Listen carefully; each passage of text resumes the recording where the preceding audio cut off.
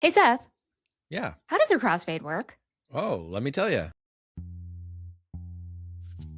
Okay, so I wanted to look into this because I know how a crossfade works now. Well, by the way, do you know what a crossfade is? Yes, I know what it Well, is and I could show you. we can show people, kind of like this. Exactly that. It's also called a dissolve, right?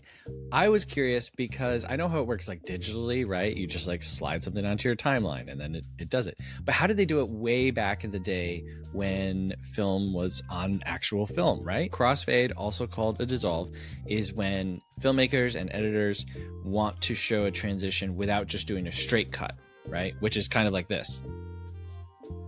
That's a straight cut. We go from one thing to another. Let me ask you this. When do you think the first dissolves happened in film? Not an exact time or year or anything. The 20s. Okay.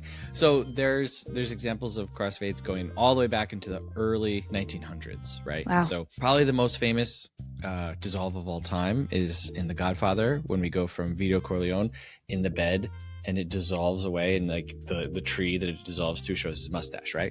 Okay. Anyway, so now we know what this is, right? It was a lengthy process and it utilized a machine called an optical printer.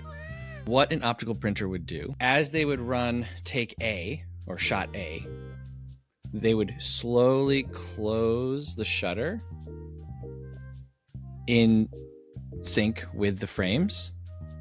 Then they would load shot B and they would run that, and they would slowly open the shutter in sync with the frames, and it would overlap the two images, one slowly disappearing and one slowly appearing. Wow. Isn't that cool? That is so cool. But you couldn't see what it was like until after it was sent to be developed, and then you'd look at it and be like, make it half a second longer.